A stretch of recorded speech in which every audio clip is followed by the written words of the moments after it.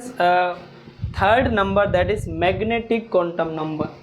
अब देखिए magnetic quantum number is also known as orbital, इसको हम कहते हैं orbital orientation, orbital orientation quantum number. ठीक है। अब मैग्नेटिक क्वांटम नंबर जो है ना स्टूडेंट्स हमें कंसेप्ट बताता है about magnetic quantum number give us concept about orbital. यहाँ पर हम ऑर्बिटल्स के बारे में पढ़ेंगे। ठीक है। अब स्टूडेंट्स एक टर्म में आपको जब बोहर के डिफेक्ट्स पढ़ा रहा था वहाँ पे मैंने आपको बताया था बोहर का जो डिफेक्ट जिसे हम ज़ीमान इफेक्ट कहते हैं, ये बोहर का जो डिफेक्ट था ज़ीमान इफेक्ट्स। अब ज़ीमान इफेक्ट्स में आपको पढ़ा के आया हूँ student, what is Zeeman effect. Zeeman effects किसे कहते हैं आप, तो ज़ीमान इफेक्ट को हमने एक्सप्लेन किया था वहाँ पर कि स्प्लिटिंग ऑफ, ज़ीमान इफेक्ट का मतलब होता है स्टूडेंट्स हमारे पास splitting of spectral line,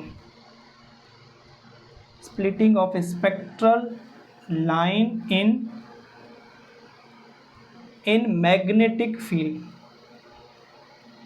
magnetic field में जो स्पेक्ट्रल लाइन की स्प्लिटिंग होती है उसे हम कहते हैं ज़ीमान इफेक्ट। जैसे स्टूडेंट्स हमारे पास मैं अगर स्पेक्ट्रम की बात करूं सोडियम के स्पेक्ट्रम की, Na सोडियम का, जो सोडियम का जो स्पेक्ट्रम होता है spectrum of sodium, spectrum of sodium element, तो सोडियम के स्पेक्ट्रम में स्टूडेंट्स हमारे पास दो येलो लाइंस ऑब्टेन होती हैं, दो इस तरीके से ये दो येलो लाइंस ऑब्टेन होती हैं सोडियम के स्पेक्ट्रम। ये सोडियम का एक स्पेक्ट्रम है। तो जब इस स्पेक्ट्रम को, सोडियम के इस स्पेक्ट्रम को हम मैग्नेटिक फील्ड अप्लाई करेंगे, क्या अप्लाई करें स्टूडेंट्स इसके ऊपर अप्लाई, जब हम इसके ऊपर अप्लाई करेंगे मैग्नेटिक फील्ड, तो मैग्नेटिक फील्ड में ये जो सोडियम की जो स्पेक्ट्रल लाइन आई है, दो येलो स्पेक्ट्रल लाइन आई है, ये लाइंस जो हैं फर्दर जो है वो स्प्लिट हो जाएंगी, यानी कि ये लाइन फर्दर आगे चलकर क्या हो जाएंगी, मैग्नेटिक फील्ड के अंदर स्प्लिट हो जाएंगी। इस तरीके से यहाँ पर ये एक स्पेक्ट्रल लाइन 4 डिफरेंट लाइन के अंदर कन्वर्ट हो जाएंगी। इसी तरीके से ये वाली भी यहाँ पर 4 डिफरेंट लाइन के अंदर कन्वर्ट हो जाएंगी। ठीक है, जिसे हम कहते हैं यहाँ पर ये डिफ्यूज स्पेस लाइन आ जाएंगे, they are known as diffused space line. ठीक, अब ये ऐसा क्यों हो रहा है कि जब हम मैग्नेटिक फील्ड अप्लाई कर रहे हैं तो स्पेक्ट्रल लाइन ब्रेक हो रही है। ठीक है, और इस प्रोसेस को हम ज़ीमान इफेक्ट कहते हैं। तो यहाँ पर ये जो हमें मिलेंगी that is a diffuse space line, और ये डिफ्यूज स्पेस लाइन जो है हमें किसका कंसेप्ट देती हैं, this diffuse space line give us the concept of orbital. ठीक है, ये डिफ्यूज स्पेस लाइन हमें किसका कंसेप्ट दे रही है, ऑर्बिटल के, एटम के अंदर ऑर्बिटल मौजूद है, और इस ऑर्बिटल को एक्सप्लेन करने के लिए एक क्वांटम नंबर पेश किया गया जिसे कहते हैं मैग्नेटिक क्वांटम नंबर। तो magnetic quantum number actually define the orbital. ठीक है, जब ज़ीमान इफेक्ट का पता चला कि एटम के अंदर ऑर्बिटल्स भी होती हैं, तो उन ऑर्बिटल को डिफाइन करने के लिए एक नया क्वांटम नंबर पेश किया गया, that is called magnetic quantum number. ठीक है, हो गया स्टूडेंट्स। अब ये जो मैग्नेटिक क्वांटम नंबर है इसकी जो वैल्यू होती है इसको हम m से शो करते हैं स्टूडेंट्स, मैग्नेटिक क्वांटम नंबर को m से शो करते हैं, और इसकी जो वैल्यू होती है दैट इज 0 ± 1 ±2 ±3 लाइक दैट, यानी कि इसकी वैल्यूज होती हैं। या फिर आप स्टूडेंट्स इसको ऐसे भी लिख सकते हैं, that's magnetic quantum number is equal to minus azimuthal to 0 and to minus, और इस तरफ आप लगा दें प्लस इजिमिथल। तो यानी कि इस तरीके से भी आप लिख सकते हैं मैग्नेटिक क्वांटम नंबर को। तो मैग्नेटिक क्वांटम नंबर हमें क्या बताता है, m हमें क्या बताता है, तो यहाँ से m के बारे में 3 इंपॉर्टेंट बातें कि मैग्नेटिक क्वांटम नंबर हमें बताता है about the degeneracy of orbital in a space. यहाँ पर स्टूडेंट टर्म डीजनरेसी का मतलब है हमारे पास डीजनरेट ऑर्बिटल किसे कहते हैं, डीजनरेसी, स्पेल गलत है यहाँ पर, डीजनरेसी,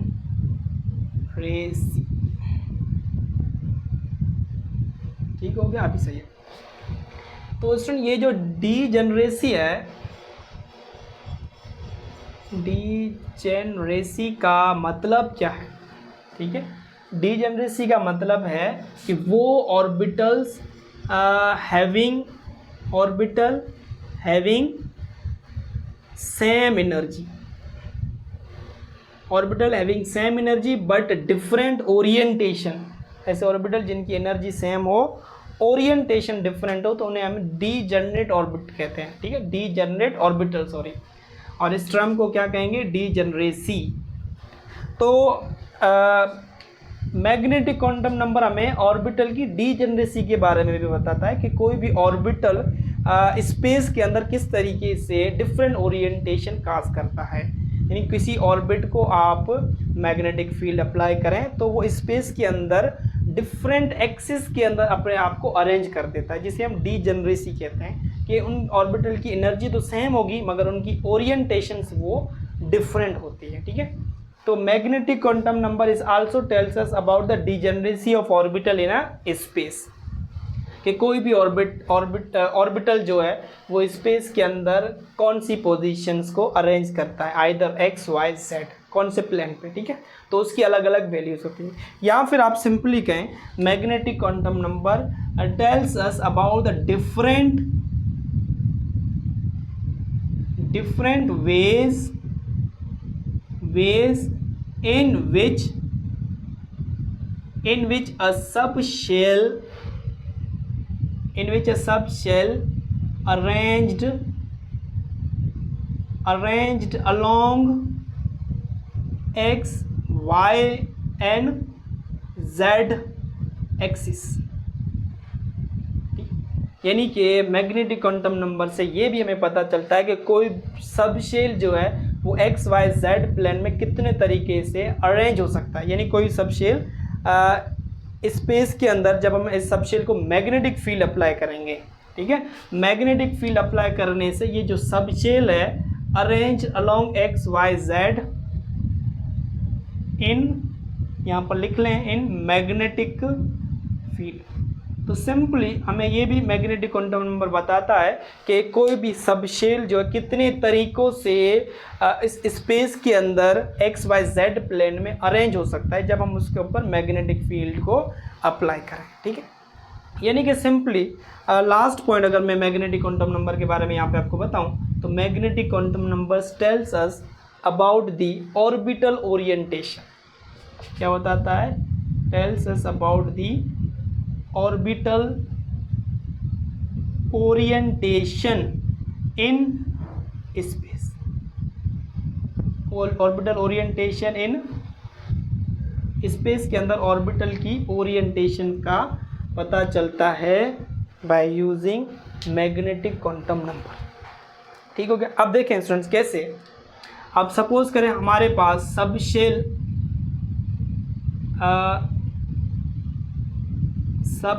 है, ठीक है, और उन सब शेल्स की हमें ओरिएंटेशन जाननी है कि अगर हम मैग्नेटिक फील्ड अप्लाई करें तो उनकी ओरिएंटेशन क्या होगी। अब मैं आपसे पूछूं एस सब शेल है मेरे पास, एस, इसकी मैग्नेटिक क्वांटम नंबर क्या होगा इसके लिए, वो ही उसकी यानी कि क्या होगी ओरिएंटेशन। जैसे अगर एस की जो हम मैग्नेटिक क्वांटम नंबर की वैल्यू निकालें तो एस के लिए मैग्नेटिक क्वांटम नंबर की वैल्यू जो आती है दैट इज, मैं यहाँ पर लिखूँ मैग्नेटिक क्वांटम नंबर की वैल्यू एस के लिए, ठीक है, तो एक्स के लिए मैग्नेटिक क्वांटम नंबर की वैल्यू होती है 0, ठीक हो गया। 0 एस सब शेल के लिए मैग्नेटिक क्वांटम नंबर की वैल्यू 0। इसका मतलब ये है कि ये जो एस है वो कौन से प्लेन में होता है, एक्स वाई जेड के कौन से प्लेन, तो ये 3 डायमेंशनली एक्स वाई जेड में इक्वली डिस्ट्रीब्यूटेड है, ठीक है, यानी कि इसकी ओरिएंटेशन स्पेस में एक ही है। तो number of orientation of sub shell is number of orientation of sub shell s की ओरिएंटेशन 1 ही होती है स्पेस के अंदर, ठीक है। तो ओरिएंटेशन कैसे फाइंड करते हैं, नंबर ऑफ ओरिएंटेशन का फार्मूला है 2l+1। ये नंबर ऑफ ओरिएंटेशन फाइंड करने का फार्मूला है कि किसी भी सब शेल की नंबर ऑफ ओरिएंटेशन स्पेस के अंदर कितनी होगी। तो यहाँ पर l की जगह पे एजिमुथल क्वांटम नंबर s के लिए क्या होगा 0, तो यहाँ पर ओरिएंटेशन s के लिए कितनी आ गई 1 आ गई। इसी तरीके से अगर मैं स्टूडेंट बात करूँ, हमारे पास सब शेल हाँ पी सब शेल के लिए पी सब शेल, तो पी सब शेल के लिए नंबर ऑफ ओरिएंटेशंस कितनी होगी, तो नंबर ऑफ ओरिएंटेशन फाइंड करने का फार्मूला ये रहा हमारे पास।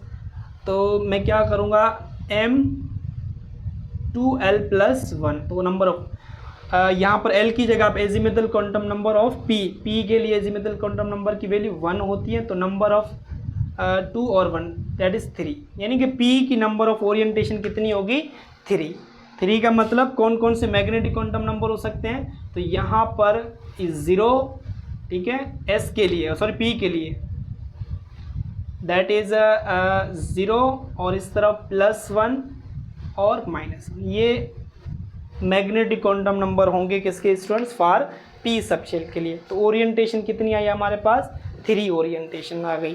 तो यानी कि जो पी सब शेल है वो स्पेस में प्रेजेंस ऑफ मैग्नेटिक फील्ड अपने आप को 3 पोजीशंस में अरेंज करेगा, दैट इज पी एक्स, इस वाले को हम नाम दे देंगे पी एक्स, ठीक हो गया,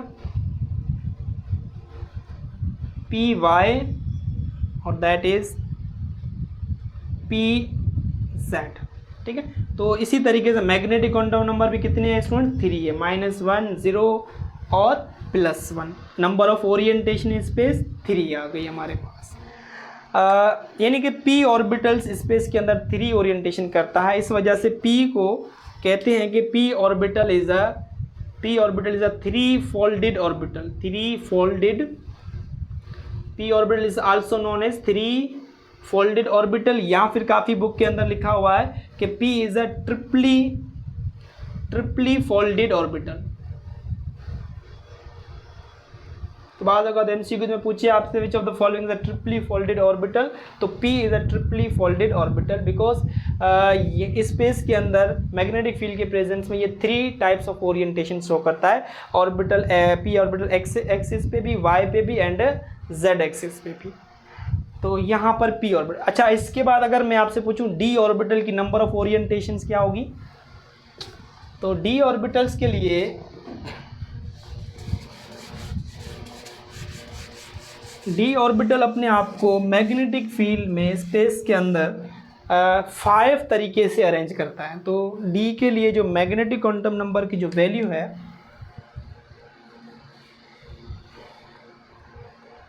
d सब शेल, ठीक है। तो मैग्नेटिक क्वांटम नंबर की जो d के लिए वैल्यू है दैट इज प्लस सॉरी यहाँ पे -2 -1 0 +1 +2, तो ये मैग्नेटिक क्वांटम नंबर की वैल्यू है फॉर d।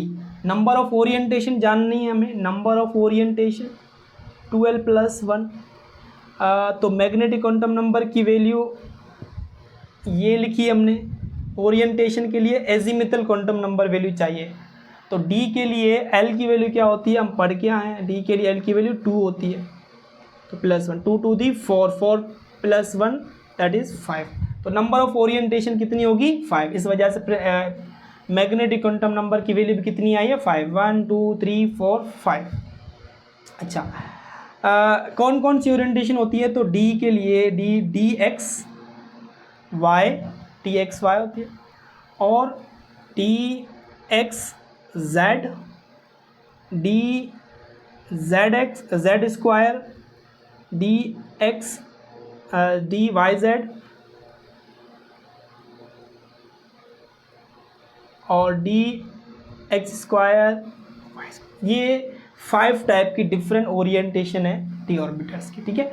तो डी ऑर्बिटल स्पेस के अंदर डिफरेंट ओरिएंटेशन शो करते हैं, और कितनी शो करते हैं? 5। तो इसी वजह से इसको कह सकते हैं 5 फोल्डेड ऑर्बिटल, 5 फोल्डेड ऑर्बिटल्स, ठीक है। और अगर एफ के ऑर्बिटल की बात करें स्टूडेंट्स, एफ सबशेल कितनी ओरिएंटेशन शो करेगा? तो एफ सबशेल के लिए मैग्नेटिक क्वांटम नंबर की जो वैल्यू होती है दैट इज -3 -2 -1 0 +1 +2 +3। तो नंबर ऑफ ओरिएंटेशन कितनी हो जाएंगी? 1 2 3 4 5 6 7। आप कैलकुलेट भी कर सकते हैं 2l+1 के फार्मूले से, ठीक है। तो एजीमुथल क्वांटम नंबर की वैल्यू एफ के लिए पढ़ के आए 3 6 + 1, तो नंबर ऑफ ओरिएंटेशन कितनी हो गई? 7। तो एफ 7 डिफरेंट ओरिएंटेशन में अपने आप को ये सबशेल अरेंज करता है, ठीक है। तो हमने यहाँ पर लिखा है ना कि मैग्नेटिक क्वांटम नंबर हमें क्या बताता है? Different ways in which subshell can arrange along x y z in a magnetic field, ठीक है। यानी कि हमें बताता है कि कोई सबशेल जो है अपनी कितनी ओरिएंटेशन से स्पेस के अंदर अरेंज हो सकता है। जैसे डी कितनी ओरिएंटेशन करता है? 7। डी कितनी करता है? 5। और एफ कितनी करता है? 7। पी की ओरिएंटेशन 3 है और एस की ओरिएंटेशन 1 होती है, ठीक है। तो ये था हमारे पास फर्स्ट ये ओरिएंटेशन के बारे में। सेकंड एप्लीकेशन ही कह लें मैग्नेटिक क्वांटम नंबर की, कि मैग्नेटिक क्वांटम नंबर की मदद से मैग्नेटिक क्वांटम नंबर हमें ये भी बताता है number of electron in orbital, कि किसी भी ऑर्बिटल में नंबर ऑफ इलेक्ट्रॉन्स कितने आएंगे स्टूडेंट्स। अगर मैं आपसे पूछूं number of electrons in orbital, second number of electrons in orbital, अगर मैं आपसे पूछूं number of electron in shell, ठीक है, यानी कि नंबर ऑफ इलेक्ट्रॉन शेल में निकालने का जो हमने फार्मूला सीखा था दैट इज 2n², ये फार्मूला था, ठीक है। और number of electron sub shell के अंदर हमने निकालने का फार्मूला आपको बताया था दैट इज 2 × 2l+1, ये हमने फार्मूला देखा था। अब हम बात कर रहे हैं number of electron in orbital students. तो ऑर्बिटल्स कौन से होते हैं हमारे पास? जैसे हमारे पास s orbital, px, py, pz, dx, dxy, dxz, dz², dzy और dx², इसी तरीके से f के भी। ये हमारे पास ऑर्बिटल्स हैं। इन ऑर्बिटल्स के अंदर इलेक्ट्रॉन्स कितने आएंगे, कैसे फाइंड करेंगे? तो आप यहाँ पर एक सेंटेंस याद कर लें कि एन ऑर्बिटल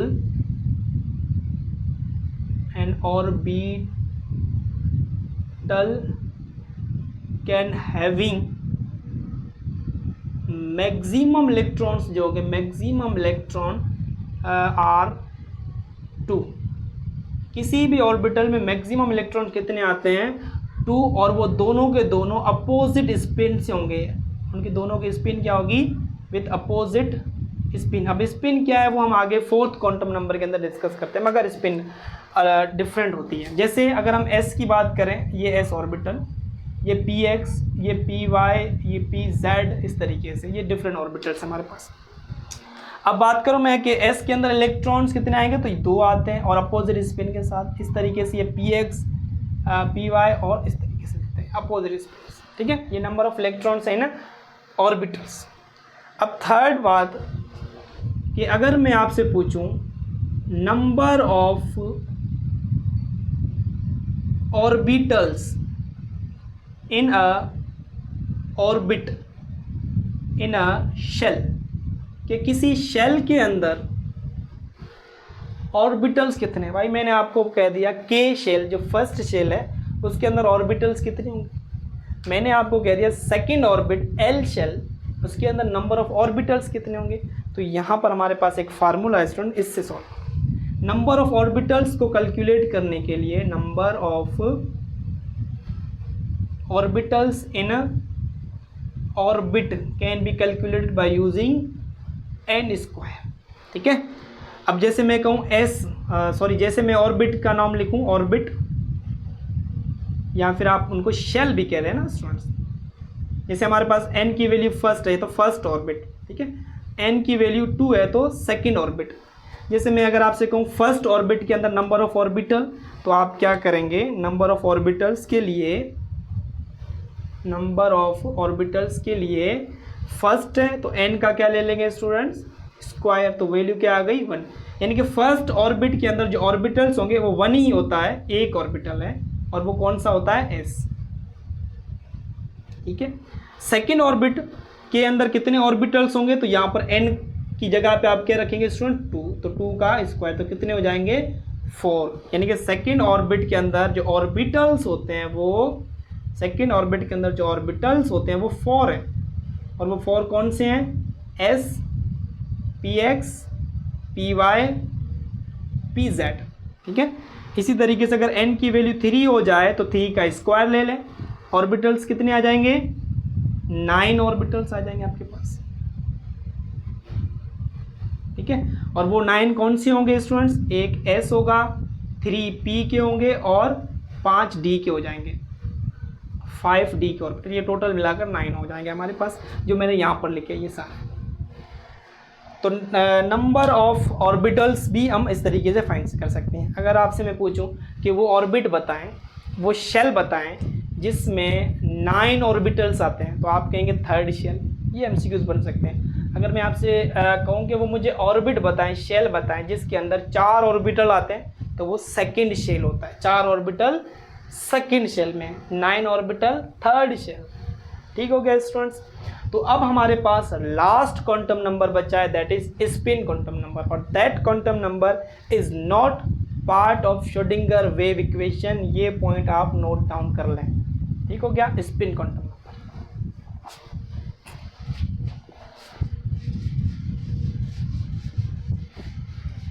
हमारे पास लास्ट क्वांटम नंबर है, दैट इज जिसे हम कह रहे हैं स्टूडेंट स्पिन क्वांटम नंबर। अब ये जो स्पिन क्वांटम नंबर है that was given by 2 scientist, 2 scientist थे, उन्होंने इसको क्वांटम नंबर के बारे में, स्पिन क्वांटम नंबर के बारे में बताया था। कब स्टूडेंट्स, 1925 में। इन 1925 में 2 साइंटिस्ट जिसको हम लिखते हैं गॉड स्मिथ, और दूसरा है हमारे पास एलन बिच, UHLENBECH, एलन बिच। 1925 में इन्होंने ये स्पिन क्वांटम नंबर को इंट्रोड्यूस किया था, स्पिन क्वांटम। अब इन्होंने क्या कहा, इन्होंने कहा कि जब इलेक्ट्रॉन जो है while revolving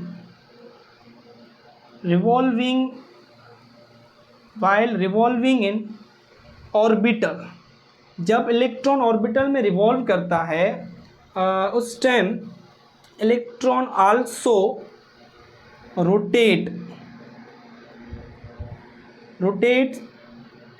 rotates or spin around its axis। यानी कि जब इलेक्ट्रॉन ऑर्बिटल के अंदर मूव कर रहा है, when electron moving or while moving around orbitals, in orbital electron is also rotate or spin its own axis। Electron अपनी ही axis के अंदर स्पिन और रोटेट भी करता है जब ऑर्बिटल के अंदर मूव कर रहा होता है। यानी कुछ इस तरीके से, सपोज करो ये हमारे पास ऑर्बिटल है, ठीक है, तो यहाँ पर ये इलेक्ट्रॉन जो है सपोज करो रोटेट कर रहा है, तो इस रोटेशन के दौरान इलेक्ट्रॉन जो अपनी ही मूव कर रहा है, तो इस मूविंग के दौरान इलेक्ट्रॉन अपनी एक्सिस के अंदर ऐसे रोटेट भी करता है, क्लॉकवाइज एंड एंटी क्लॉकवाइज। इन्होंने देखा कि इलेक्ट्रॉन जो है वो रोटेट करता है, आइदर इट रोटेट क्लॉकवाइज या फिर वो रोटेट करता है एंटी क्लॉकवाइज। ठीक है, अगर क्लॉकवाइज करेगा तो उसकी जो स्पिन लिखेंगे हम, spin quantum number that is -12, और अगर एंटी क्लॉकवाइज होगा तो उसकी स्पिन जो है हम लिखेंगे प्लस।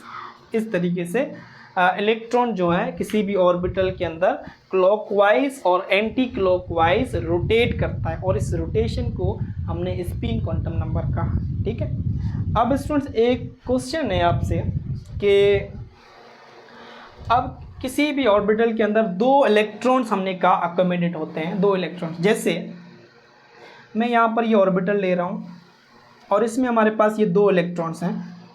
दोनों इलेक्ट्रॉन के ऊपर चार्ज कौन सी होती है स्टूडेंट? नेगेटिव। तो नेगेटिव जो है, ये नेगेटिव इलेक्ट्रॉन अपने अंदर अपने अराउंड एक फील्ड जनरेट करते हैं जिसे हम कहते हैं electric field, that is electric field. इसी तरीके से ये नेगेटिव चार्ज अपने अराउंड एक फील्ड जनरेट करेगा जिसे क्या नाम देंगे स्टूडेंट्स हम? इलेक्ट्रिक फील्ड का। ठीक है, और ये दोनों सेम चार्जेस होने की वजह से ये एक दूसरे को क्या करेंगे स्टूडेंट्स? यहाँ पर एक दूसरे को रिपेल करेंगे, रिपल्सिव फोर्स होगी। तो दोनों इलेक्ट्रॉन जब एक दूसरे को रिपेल कर रहे हैं तो वो किसी भी ऑर्बिटल में कैसे रिजाइड कर सकते हैं? ठीक है, तो इसका जो क्वेश्चन, इस क्वेश्चन का जो आंसर है ना, वो स्पिन क्वांटम नंबर से हमें पता चलता है कि एक्चुअली में क्या हो रहा होता है कि ये जो इलेक्ट्रॉन है हमारे पास, ये वाला इलेक्ट्रॉन्स, ये अब ऑर्बिटल के अंदर मूव भी कर रहा है और उस मूविंग के दौरान अपने एक्सिस के अंदर रोटेट भी कर रहा है। इस रोटेशन की वजह से, इलेक्ट्रॉन के रोटेशन की वजह से यहाँ पर एक फील्ड जनरेट होती है। उस फील्ड को हम कहते हैं magnetic field. Electron produce magnetic field while rotating it's on axis. जब इलेक्ट्रॉन अपने एक्सिस के अंदर ऐसे रोटेट करता है स्टूडेंट्स, वो एक फील्ड प्रोड्यूस करता है जिसे कहते हैं मैग्नेटिक फील्ड।